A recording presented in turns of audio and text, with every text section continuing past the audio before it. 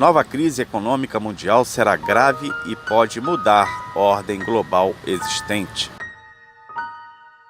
O mundo está à beira de uma iminente crise global provocada pelas ambições excessivas dos Estados. O World Economic Outlook projeta um abrandamento do crescimento da economia mundial em 2019, registrando um crescimento de 3,3%, 0,4 pontos percentuais abaixo da previsão anterior. Para 2020, o FMI estima que o crescimento da economia do globo seja de 3,6%. Depois de 2 meses a ouvir as reivindicações dos franceses, Emmanuel Macron sai do grande debate nacional com linhas orientadoras para transformar França. O presidente francês assumiu a necessidade de reformar o sistema democrático, aproximando o poder dos cidadãos. A justiça fiscal foi um dos temas mais quentes dos protestos dos coletes amarelos.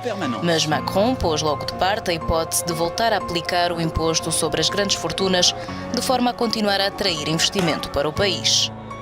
O presidente francês reconhece, no entanto, que a carga fiscal sobre os trabalhadores é já pesada. Quanto mais o governo pilha, mais deseja pilhar. Quanto mais impostos arrecada, mais deseja cobrar. Quanto mais faz lei extorquindo a nação, mais alega déficit para novos impostos. Era um horror a França do século XVI.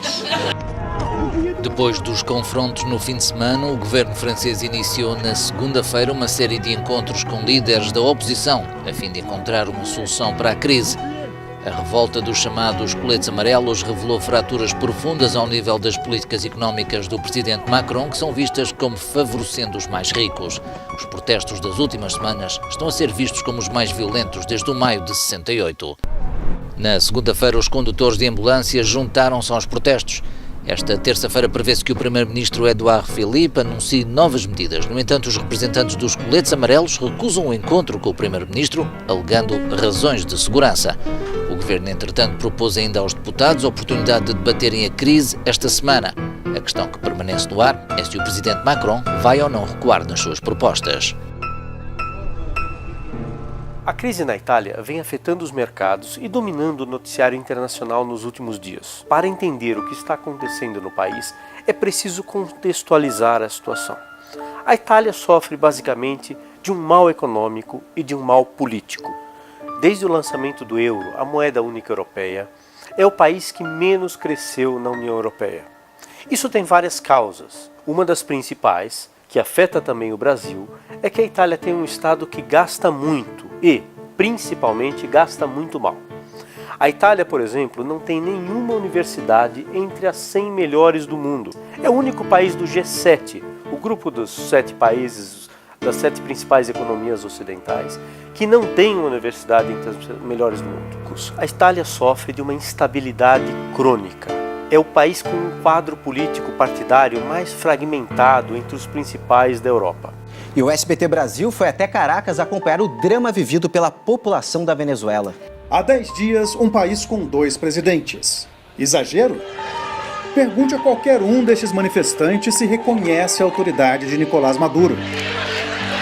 Ou questione esta outra multidão se aceita um líder diferente. O motivo? A hiperinflação faz a moeda nacional, o Bolívar, virar pó. Preços sobem todos os dias. O salário mínimo equivale a apenas $7.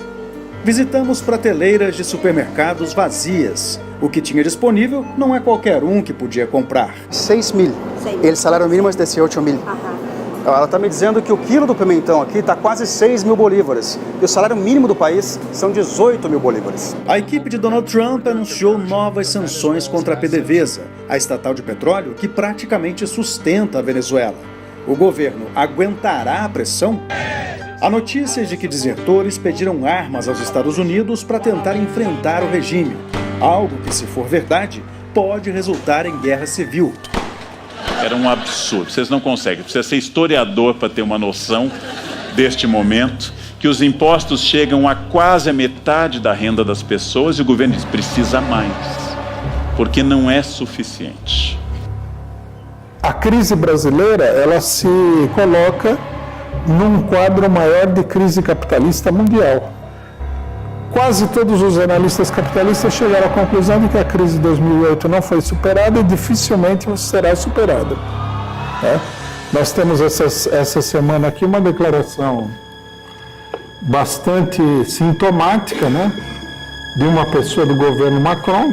Nós temos que lembrar que o Macron é o homem dos banqueiros, né, europeus, um dos setores mais poderosos da economia mundial, que falou que o capitalismo está numa situação sem saída, que precisaria reformular completamente todas as ideias sobre o capitalismo. Bom, eu tendo a dar crédito a esse tipo de declaração quando elas vêm de banqueiros, né?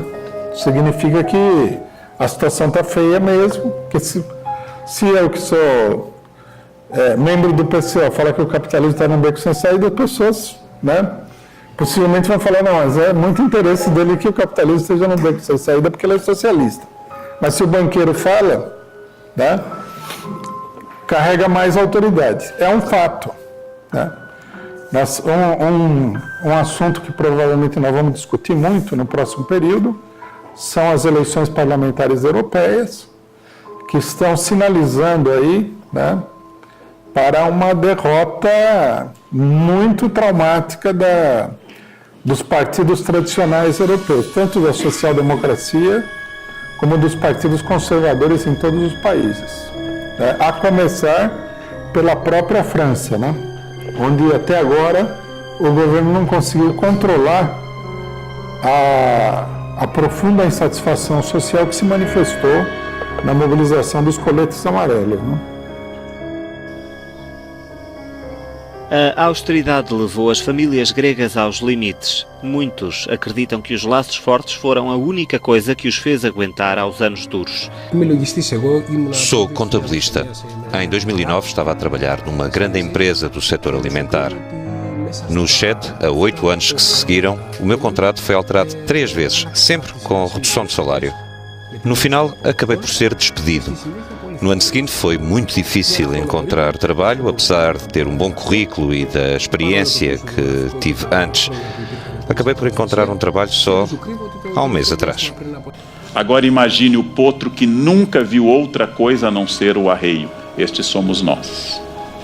Nós somos os potros que já nascemos domesticados.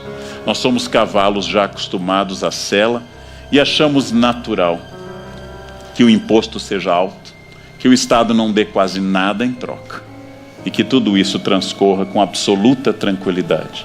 O mistério de Etienne permanece em 2015.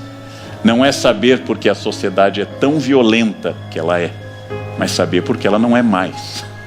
Porque ela não é mais violenta dado o grau de violência que a administra.